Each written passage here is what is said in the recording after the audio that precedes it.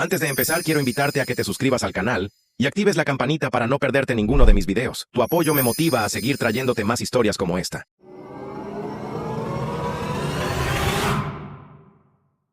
Mi nombre es Derek, tengo 31 años, y hace un año sorprendí a mi hermano menor en la cama con mi prometida. Ese momento partió mi vida en dos. Un antes y un después. Fue una de esas escenas que crees que solo suceden en malas películas o historias de terror de internet. Desearía que hubiera sido falso. Desearía no haber entrado a mi propio apartamento un día antes, flores en mano, listo para sorprender a mi prometida Jenna después de un viaje de negocios, solo para escuchar su risita desde el dormitorio, seguida por la voz de mi hermano, familiar, casual, despreocupada, como si perteneciera allí. No recuerdo haber soltado las flores, pero sí recuerdo el silencio después de que cayeron, la mirada atónita en sus rostros, como si yo fuera el que se había metido en su mundo, como si yo fuera el intruso. Mi hermano Jack se levantó de un salto, tropezando con las sábanas como un venado, estúpido y asustado, murmurando algo sobre que simplemente sucedió. Jenna ni siquiera intentó explicarse. Se quedó sentada en la cama, envuelta en mis sábanas, mirando al suelo como si fuera a tragarla. No grité, no lancé un puñetazo, simplemente me fui. Ese silencio se quedó conmigo durante semanas como un fantasma que no se callaba. Jack tiene 28 años. Es el niño de oro, como mis padres todavía lo llaman, aunque nunca a mi cara. Siempre ha sido ese tipo. El descarado y encantador desastre que podía estrellar su coche y de alguna manera hacer que el policía se disculpara. Tiene ese tipo de energía. Ya sabes, la gente confunde el carisma con el carácter. Mis padres lo hicieron. También Jenna, aparentemente. Y yo era el responsable, el aburrido, el planificador. Trabajaba mis horas, mantenía la paz, sujetaba la linterna, mientras papá trabajaba debajo del coche. Pagaba los desastres de Jack más veces de las que puedo contar, pero después de ese día, los eliminé a ambos. Jack, Jenna, de golpe y porrazo. Ignoré cada llamada, borré cada mensaje de texto. Mis padres intentaron contactarme, por supuesto. Al principio fue suave, preocupado. Luego se convirtió en manipulación de culpabilidad. Mi madre decía cosas como, las familias sobreviven a cosas peores. Mi padre intentó usar la lógica, tú y Jenna no estaban casados. Todavía no es como si le hubiera arruinado un matrimonio. No podía creer lo que estaba escuchando. Mi propia sangre intentando barrer esta traición bajo la alfombra como si fuera una broma. Universitaria, confirmó lo que siempre había sospechado en el fondo, que Jack no podía hacer nada malo a sus ojos. Ni siquiera esto. Las semanas después de la ruptura fueron borrosas. Me mudé de la ciudad. Acepté un proyecto a distancia con mi empresa y alquilé una cabaña en el norte del estado. Pasé ese otoño cortando leña, cocinando para uno y aprendiendo lo ruidosa que puede ser una habitación silenciosa. Suena cliché, pero ese aislamiento sanó algo en mí. Fui a terapia, empecé a escribir un diario, incluso aprendí a ser un decente chica en Marsala, y lentamente dejé de escuchar sus voces en mi cabeza. Empecé a vivir de nuevo. Luego llegó Clea. Nos conocimos la primavera siguiente, completamente por accidente. Si crees en ese tipo de cosas. Había conducido hasta el pueblo por comestibles y la panadería tenía un cartel que anunciaba croissants de almendra. Mi única debilidad. Ella estaba detrás del mostrador, harina en la mejilla, atando una caja con cordel como si estuviera envolviendo la felicidad misma. Hablamos, reímos. Volví al día siguiente, luego al siguiente. En poco tiempo, no solo estaba buscando croissants. Estaba buscando a Clea. Ella no era como Jenna. Clea tenía una calma y calidez, del tipo que no necesita anunciarse. Preguntaba por mi día y realmente escuchaba. No le importaba el silencio. Lo llenaba de confort, no de ruido. Y a diferencia de Jenna, ella no tenía idea de mi drama familiar, al menos no al principio. No quería cargarla con eso. Pero después de 6 meses, todo salió a la luz con vino y una tormenta eléctrica. Ella no me tuvo lástima. No se apresuró a ofrecer consejos. Simplemente me tomó la mano como si supiera exactamente cuánto me había costado decirlo en voz alta. Esa fue la noche en que supe que me casaría con ella. Nos comprometimos en otoño. Un pequeño picnic junto al lago. Sin Instagram, sin fuegos artificiales, solo nosotros dos. Las hojas y un anillo que había pasado 6 meses ahorrando. Clea lloró cuando lo vio. No porque fuera grande, no lo era, sino porque le dije lo que significaba un nuevo comienzo, una promesa de no repetir nunca el pasado, una promesa en la que podía confiar. La noticia viajó rápido. Yo no había hablado con mis padres en más de un año, pero de alguna manera se enteraron. Probablemente a través de algún primo lejano que todavía acosaba mi Facebook. La semana siguiente, recibí un mensaje de voz de mamá. Luego otro. Luego un largo y detallado correo electrónico titulado Rama de Olivo. No lo abrí durante días. Cuando finalmente lo hice, fue exactamente lo que esperaba, párrafos de manipulación cuidadosamente redactados y cargados de culpa. Frases como, todavía somos tus padres y la familia es todo lo que tenemos al final. Y lo más impactante, Jack lo siente de verdad. Lo borré. Luego recibí un mensaje de texto de papá. Queremos ayudar a pagar la boda. Al principio, me reía a carcajadas. En medio del apartamento de Clea, las mismas personas que habían defendido a Jack ahora querían colaborar como si nada hubiera pasado. Clea vio mi reacción y preguntó qué pasaba. Le conté. Ella levantó las cejas y simplemente dijo, eso es inesperado. Ella nunca me dijo qué hacer. Eso era lo que apreciaba de ella. Pero pude ver el pensamiento tácito en sus ojos. ¿De verdad vas a dejarlos entrar de nuevo? Y fue entonces cuando el viejo nudo en mi pecho regresó. No porque quisiera su dinero. No lo quería. Clea y yo estábamos planeando una boda pequeña. Pero la idea de volver a ver a Jack, parado allí con su sonrisa de suficiencia y disculpas fáciles, fingiendo que no le había prendido fuego a mi vida, Eso revolvió algo en mí. No estaba listo para perdonar, ni siquiera estaba listo para olvidar. Aún así, algo en esa oferta se sintió estratégico. Como una prueba, no solo estaban ofreciendo dinero, estaban ofreciendo ataduras, condiciones, la ilusión de reconciliación envuelta en signos de dólar. Podía oler la trampa a una milla de distancia. Y luego vino la petición final: si pagamos la boda, ¿invitarás a tu hermano? Era la voz de mi madre en el altavoz. Yo no había respondido a sus llamadas en meses. Pero Clea me convenció de que atendiera solo una para obtener un cierre. En su lugar, me tendieron una emboscada para sanar a la familia, dijo mi madre. Eso es todo lo que queremos.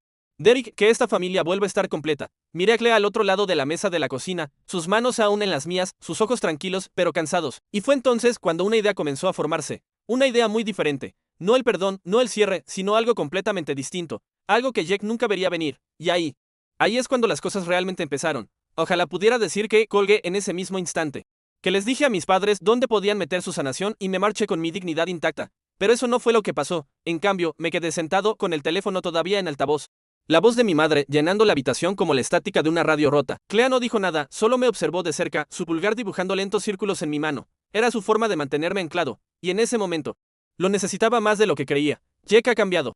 Continuó mi madre como si estuviera leyendo de algún guión interno de relaciones públicas. Está yendo a terapia ahora. Se está esforzando mucho para arreglar las cosas. Se arrepiente de todo. Mi padre intervino a continuación con un tono cortado y ensayado. No te estamos pidiendo que vuelvan a ser mejores amigos. Solo invítalo. Déjalo estar allí para tu gran día. Ahí estaba. La verdadera petición. Podía sentir el cebo colgando en el aire como una trampa que había sido preparada hacía mucho tiempo. Me imaginé a ellos ensayando esta llamada durante la cena, probablemente la misma cena en la que Jack estaba sentado, sonriendo con suficiencia al otro lado de la mesa, seguro de que su encanto ganaría de nuevo. Se me revolvió el estómago. Lo pensaré, dije. No porque quisiera, no porque los perdonara, sino porque algo se agitó en mí, algo más profundo que la rabia, una quietud, una claridad. Después de que la llamada terminó, me quedé en silencio por un rato. Clea fue la primera en hablar. No estás considerando seriamente invitarlo, ¿verdad? No, dije. Luego hice una pausa. Pero podría dejarle creer que sí. Clea ladeó la cabeza. Eso suena peligroso. Lo sé, dije, pero también lo es dejarle creer que se salió con la suya. Esa noche no dormí mucho. Mi mente divagó hacia todos los momentos en que Jack me había pisoteado y se había marchado ileso. La vez que me pidió prestado mi coche y lo devolvió con un espejo lateral roto, alegando que ya estaba así cuando lo tomó. La vez que fingió unas prácticas universitarias y dejó que nuestros padres creyeran que estaba trabajando en una empresa elegante mientras yo hacía doble turno para pagar el alquiler. Siempre lo defendieron. Siempre lo suavizaron. Estaba pasando por algo. Estaba encontrándose a sí mismo. Y se esperaba que yo lo aguantara y mantuviera la paz. No se trataba solo de la traición con Jenna. Eran los años anteriores a eso, la silenciosa erosión de los límites, la expectativa tácita de que mi vida debería doblegarse para acomodar la suya. Y por primera vez, no estaba enojado. Estaba harto. Las siguientes semanas fueron extrañamente tranquilas. No respondía a los mensajes de seguimiento de mis padres. No mordí el anzuelo de Jack cuando me envió un mensaje en Instagram con un casual: hoy que te casas, hermano. Felicidades, como si fuéramos solo viejos amigos poniéndonos al día. Lo ignoré. En cambio, me centré en la boda. Clea y yo habíamos decidido un viñedo a 2 pueblos de distancia. Una ceremonia simple al aire libre, nada ostentoso. Recogimos flores silvestres del campo detrás de su panadería y su mejor amiga Ellie ayudó a diseñar las invitaciones. Era enteramente nuestra. Sin hoteles, sin salones de baile, solo buena gente, buena comida y un día que no estuviera empapado en drama familiar. O eso creía. 3 semanas antes de la boda recibí una llamada de mi primo Matt. No habíamos hablado mucho últimamente, pero él era uno de los pocos parientes que realmente respetaba, relajado, observador y no de los que se meten en la política familiar. Oye, solo quería avisarte, dijo. Me encontré con Jack en lo del tío Ray anoche. Me preparé. Sí. Le está diciendo a todo el mundo que va a ser tu padrino de boda. Parpadeé. ¿Qué? Lo juro por Dios. Dijo que ustedes tuvieron una emotiva reunión. Dijo que lo perdonaste. Incluso dijo que él ayudó a planear la propuesta. Me recosté, el corazón latiéndome con fuerza. Está mintiendo. Me lo imaginé, dijo Matt. Solo pensé que deberías saberlo. Tu madre también se lo estaba creyendo, actuando como si todo esto fuera el final de una comedia romántica. Ese fue el momento en que el ambiente cambió. Podía sentirlo en mis huesos, la forma en que un perro presiente una tormenta. Esto ya no se trataba solo del perdón. Jack no buscaba la paz, estaba reescribiendo la historia, convirtiéndose en el héroe incomprendido que recuperó el amor de su hermano a través de lágrimas y terapia. Y nuestros padres le estaban ayudando a hacerlo. Tampoco dormí esa noche. Unos días después, llamé a mi madre. Quería escucharlo directamente de ella. Tal vez una parte de mí todavía esperaba que me tuviera exagerado. Tal vez una parte de mí todavía quería estar equivocado. Mamá, dije, tratando de mantener mi voz a un nivel. ¿Les dijiste a las personas que Jack va a ser mi padrino de boda? Hubo una pausa. Luego, en el tono más delicado que pudo reunir, cariño, simplemente hizo las cosas más fáciles. La gente estaba preguntando, ¿más fácil para quién? Para la familia. Dijo ella rápidamente. No entiendes la tensión que esto ha causado. Tus tías, tus tíos han tenido que tomar partido. Ha sido agotador. No podía creer lo que estaba escuchando, así que, en lugar de decir la verdad, inventaste una historia. Te estaba protegiendo, dijo, como si eso fuera una especie de superioridad moral. No. Dije fríamente, estabas protegiendo a Jake. Esta vez hubo una pausa más larga, del tipo que se hincha con todo lo no dicho. Siempre piensas lo peor de él, dijo finalmente. Pero no es el monstruo que has construido en tu cabeza. Su acostó con mi prometida, dije, mientras todavía estábamos comprometidos, mientras estábamos planeando nuestra boda. Él se ha disculpado por eso, espetó ella, de repente a la defensiva. Está haciendo el trabajo. Está tratando de sanar. ¿Y qué hay de mí? Pregunté. La voz temblándole ahora. ¿Quién está tratando de sanarme a mí? Silencio. Ese fue mi punto de quiebre. Colgué. No lloré. No en ese momento. Salí al porche. Dejé que el aire nocturno golpeara mi cara y me quedé allí hasta que Clea salió y me envolvió con sus brazos. No necesitaba palabras, solo la necesitaba ella. Ojalá pudiera decir que las cosas se calmaron después de eso, que mi silencio hizo que se echaran atrás. Pero no fue así. Una semana antes de la boda, la amiga de Clea, Ellie, vino a vernos con los ojos muy abiertos. No vas a creer esto.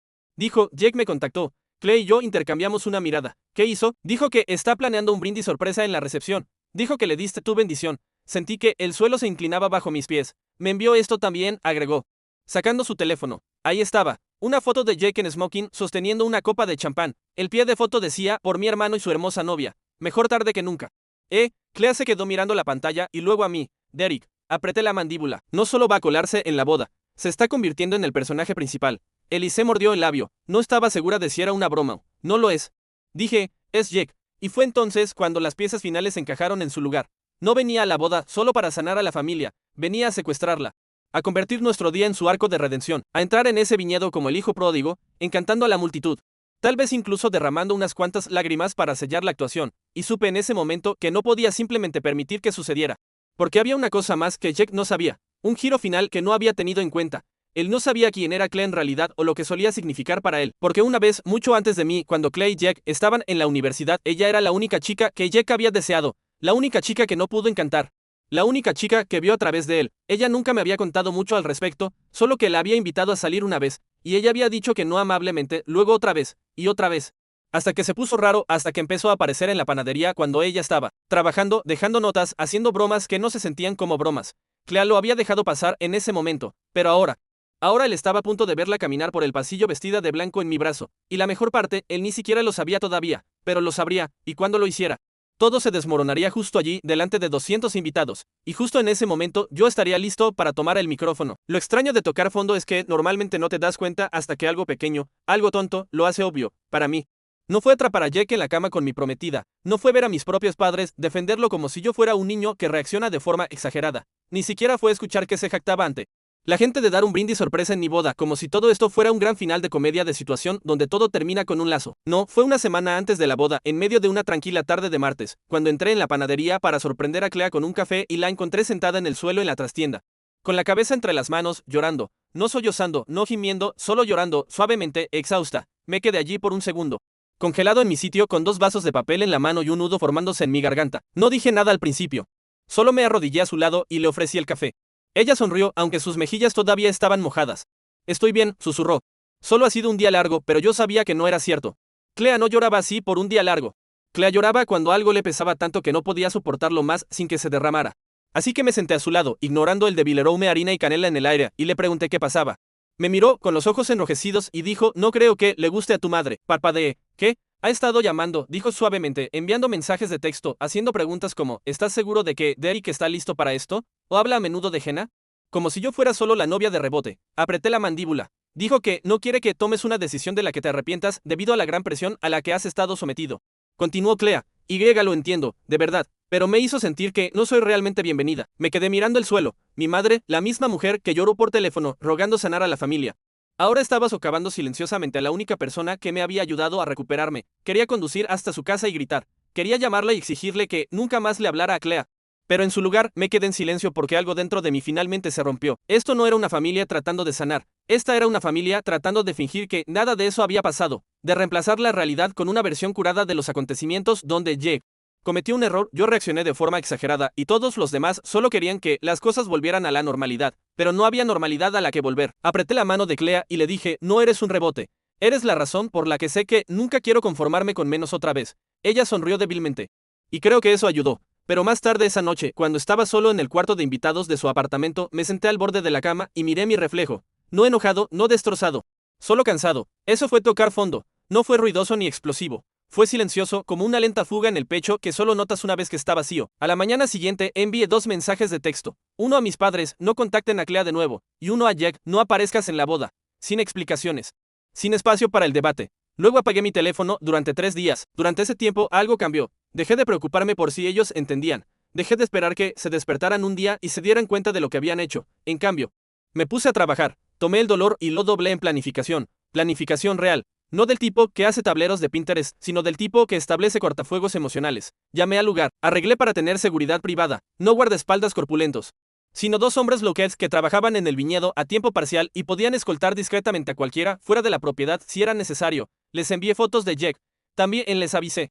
Sobre mis padres, por si acaso. Clea no hizo preguntas. Ella confiaba en mí. Esa confianza fue lo que me sostuvo durante la semana. Entre los ajustes finales y los arreglos florales, comencé a escribir un discurso. No un brindis, no una lista de agradecimientos, sino un discurso. Uno que solo leería si Jack hacía algo. No era mezquino. No era enojado. Era la verdad. Todo lo que había sido ocultado barrido bajo la alfombra, expuesto ante todos los que necesitaban escucharlo. Comenzaba con la traición, luego pasaba al silencio y terminaba con la sanación. Lo leí una vez frente al espejo solo para ver si podía hacerlo sin temblar. Todavía no podía. Pero el acto de escribirlo me dio algo que no había sentido en mucho tiempo, control. Y con el control vino la claridad. Volví a salir a caminar, no para quemar la ira, sino solo para respirar. Clea y yo cenamos afuera, bajo las luces de guirnalda, detrás de su panadería. Bailamos descalzos en la sala de estar con canciones de un viejo tocadiscos que había encontrado en una venta de garaje. Por primera vez sentimos que nuestras vidas se estaban expandiendo de nuevo, no solo parcheando agujeros del pasado. Incluso mi vida laboral comenzó a recuperarse. Mi jefe, que me había dado espacio durante meses, finalmente se acercó con un ascenso, algo remoto, flexible. Un puesto que podría asumir después de la boda una vez que las cosas se hubieran calmado. Sé que has tenido un año infernal. Me dijo por teléfono, pero he visto los números. Te lo has ganado. Colgué y miré el correo electrónico de nuevo, releyendo las palabras consultor senior. Como si fueran de la vida de otra persona. Y tal vez lo eran porque la versión de mí que existía antes de la traición de Jack habría intentado arreglarlo todo, suavizar las cosas, hacer la paz. Incluso si eso significaba desangrarse en silencio. Pero esa versión se había ido. Esta nueva versión tenía límites. Esta nueva versión podía mirarse a sí mismo en el espejo sin inmutarse. Clea también notó la diferencia. Pareces más ligero, dijo una noche mientras empacábamos los detalles de la boda en la mesa de la cocina. Como si no estuvieras cargando tanto. La miré y, por una vez, no lo evité. Finalmente estoy aprendiendo a dejar ir a las personas a las que nunca les importó si me lastimaban. Ella sintió lentamente. Eso no es fácil. No, dije. Pero es necesario. El día antes de la boda conduje hasta el lago donde propuse matrimonio solo yo. Sin teléfonos, sin distracciones. Me senté en la misma manta, observé las mismas ondas en el agua y saqué una carta que le había escrito a Jack. No la había enviado.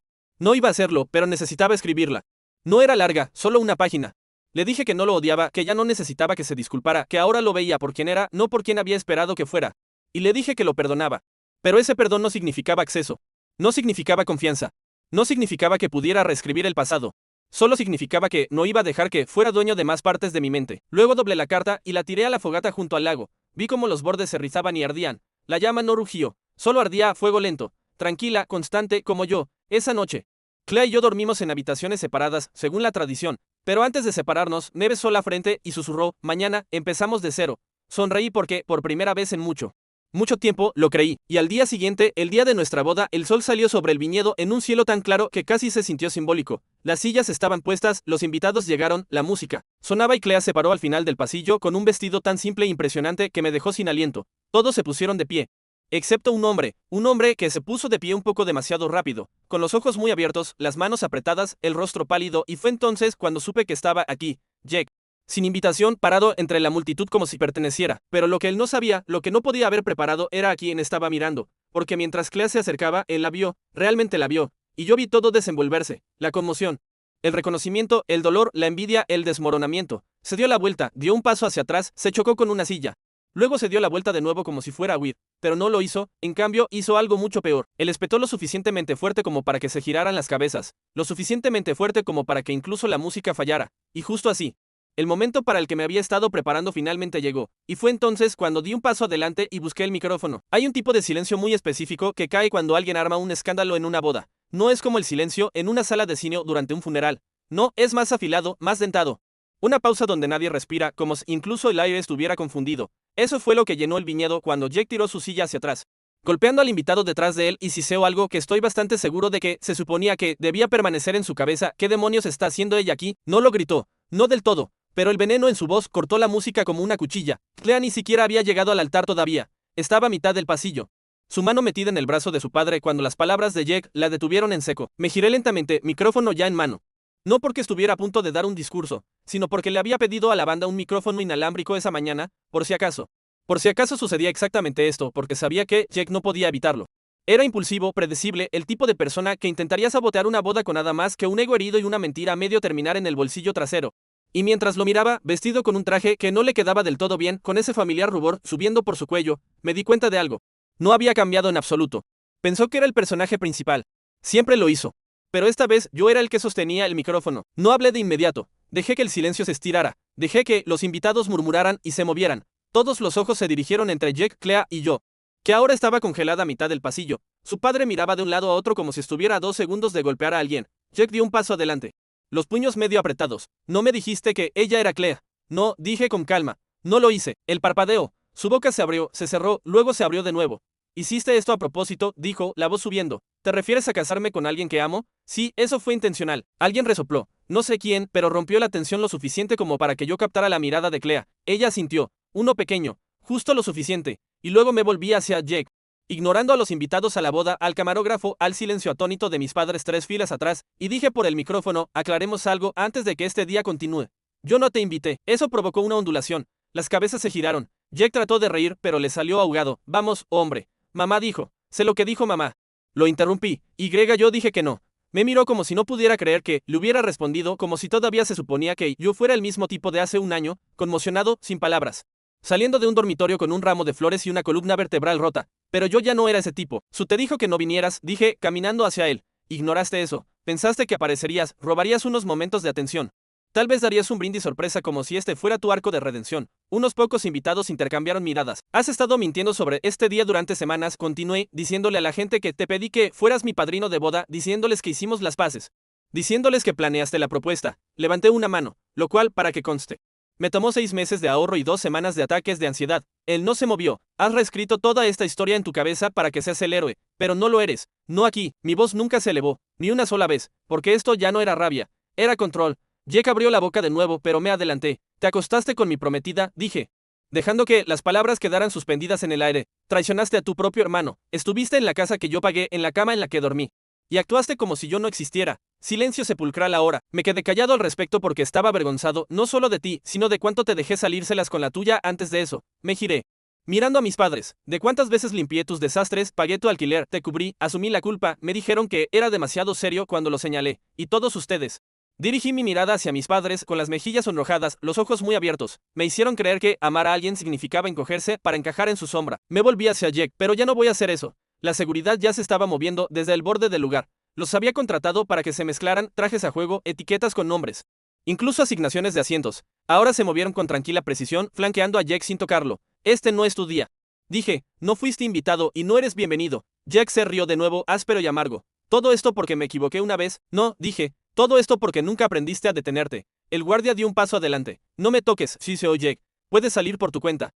Dije, o puedes ser escoltado, pero de cualquier manera has terminado aquí. Por un segundo pensé que podría golpear a alguien. Parecía un animal acorralado, enojado, confundido, inseguro de si debía arremeter o hacerse la víctima. Al final, no eligió ninguna de las dos. Simplemente se dio la vuelta y se abrió paso entre los guardias, murmurando algo por lo bajo y se alejó furioso por el césped, sus zapatos levantando polvo a medida que se iba. Esperé hasta que estuvo fuera de la vista. Luego me volví hacia Clea, que todavía estaba parada allí de blanco, con los ojos brillantes pero firmes. Lo siento.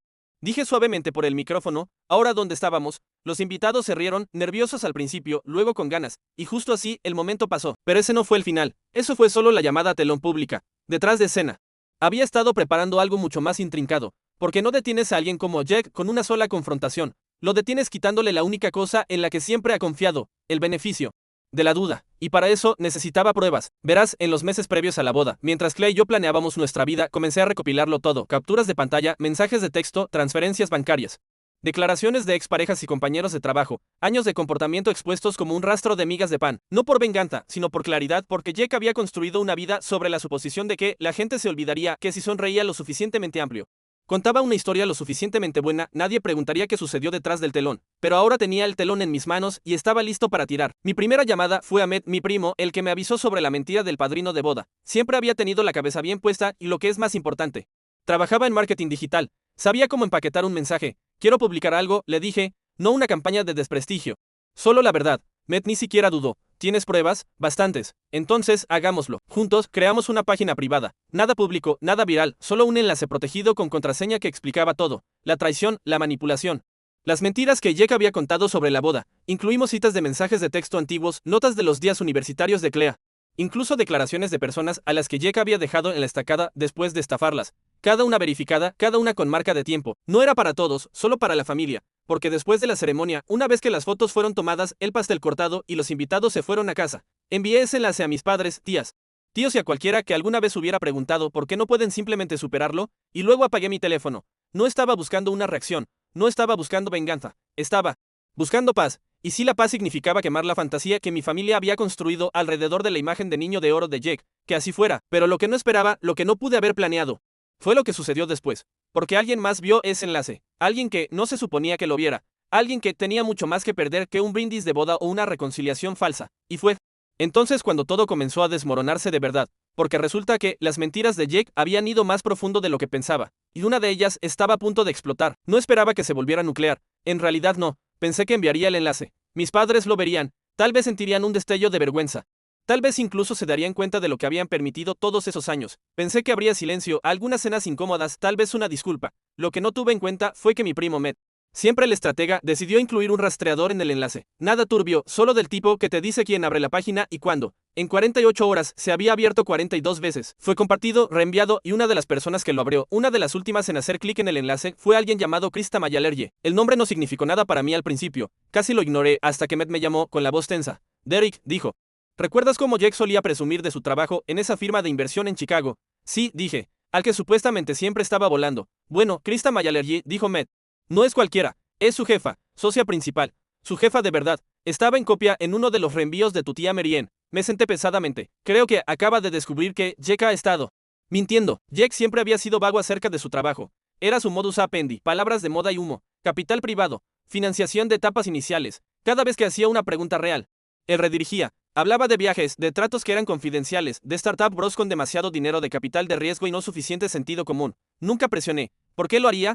Todos a su alrededor se lo creían. Pero ahora alguien con poder real había visto cómo era realmente. No escuché nada durante unos días y luego mi teléfono vibró. Número desconocido. Dejé que se fuera al buzón de voz. Hola, soy Krista Mayalerje de Compton Row, decía el mensaje. La voz cortada y profesional. Creo que usted es Derek. Me gustaría hacerle algunas preguntas sobre su hermano, Jake. No respondí de inmediato. Reproduje el mensaje de voz 2 veces. Luego una tercera. Clea me encontró caminando de un lado a otro en el patio trasero, teléfono en mano. Murmurando para mí. ¿Qué está pasando?, preguntó ella, y le conté. Ella simplemente asintió, tranquila como siempre, y dijo, devuélvele la llamada. Si está haciendo preguntas. Ya sospecha. No le dirás nada que ella no haya comenzado ya a adivinar. Así que lo hice. Krista fue educada, fría, pero no cruel. No hizo preguntas emocionales, solo hechos, fechas. Confirmaciones. ¿Sabes si Jake asistió alguna vez al programa MBA de la Universidad de Chicago? No, dije. Abandonó la carrera 2 veces. Una pausa. Ya veo. ¿Y su trabajo en TechBridge Excelate? ¿Tiene algún registro de ello? Solté un bufido. Era falso. Le dijo a nuestra familia que estaba trabajando allí cuando en realidad vivía con una chica en Portland y vendía consultas criptográficas en línea. Otra pausa. Pensé que sí. Resulta que Jake había construido toda una identidad profesional sobre mentiras endebles, pasantías falsas, currículums inflados, títulos que nunca obtuvo. No solo exageró, sino que fabricó, y de alguna manera se había colado por suficientes grietas como para conseguir un trabajo en una firma legítima, una que nunca verificó completamente sus antecedentes porque, bueno, Jake era Jake, encantador, seguro de sí mismo. Un conversador fluido con un traje decente y suficientes palabras de moda para sonar legítimo, pero en finanzas. Eso solo funciona hasta que deja de hacerlo. No pregunté qué pasó después de nuestra llamada. No tuve que hacerlo. Una semana después, mis padres me llamaron, ambos. Casi no contesté. Pero la curiosidad me ganó. Derek, dijo mi madre, con la voz tensa y pequeña. Jake ha sido despedido. No dije nada. Ella llenó el silencio como siempre lo hacía. Aparentemente, alguien en la firma consiguió esas cosas que enviaste. Ese sitio web no estaba destinado a ellos. Dije rotundamente. Era para la familia. Bueno, lo vieron, espetó ella. Ahora tu hermano no tiene trabajo, ni ahorros. Nada. Mi padre tomó el relevo, dice que le tendiste una trampa. Me reí. Él se tendió una trampa a sí mismo. Simplemente dejé de encubrirlo. Silencio de nuevo. Luego mi madre dijo, esperábamos que pudieras. No necesitaba escuchar el resto. Esperaban que lo ayudara, que lo sacara del apuro, que le ofreciera un lugar para quedarse. Que le escribiera un cheque, algo, pero yo había terminado de ser su red de seguridad. Había terminado de jugar al plan de respaldo. Colgué. Más tarde esa semana, Matt me llamó de nuevo. No te lo vas a creer, dijo. Me preparé. La ex de Jake, la de Portland, también encontró el sitio. Me envió un mensaje a través del formulario de contacto. ¿Qué dijo? Dijo que siempre tuvo la sensación de que estaba estafando a la gente. Le debía $3,000. Desapareció de la noche a la mañana. Ella está preparando una demanda de reclamos menores para fin de mes. Había escuchado de 2 personas más. Uno era un tipo que había contratado a Jake para un paquete de asesoría de startup falso y nunca obtuvo lo que pagó. La otra era una mujer que había estado saliendo con Jake a larga distancia, al mismo tiempo que todavía le enviaba mensajes ajena. Él se estaba desmoronando. Clea y yo nos celebramos, no abiertamente. Simplemente seguimos viviendo felices. En silencio, acepté el ascenso. Nos mudamos a un lugar con vistas a las montañas. Clea expandió su panadería a una segunda ubicación, y volví a escribir. Solo cosas pequeñas, un diario.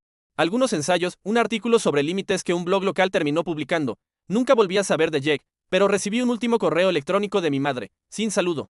Solo un muro de texto. Estaba enojado, amargo. Me acusó de destruir a la familia, de humillar a Jake, de usar la verdad como arma para sentirme mejor. Y luego, enterrada en el último párrafo, estaba esta frase: siempre tenías que ser el bueno. Como si eso fuera algo malo. Como si hacer lo correcto, después de años de estar callado, fuera de alguna manera peor que mentirle a todos los que alguna vez confiaron en ti. No respondí. No tenía necesidad de hacerlo porque para entonces las personas que importaban sabían la verdad. Nuestra foto de boda ahora cuelga en el pasillo, Clea radiante en su vestido. Yo sonriendo como nunca antes. No porque Jake no estuviera allí, sino porque, por primera vez en mi vida, su sombra tampoco estaba.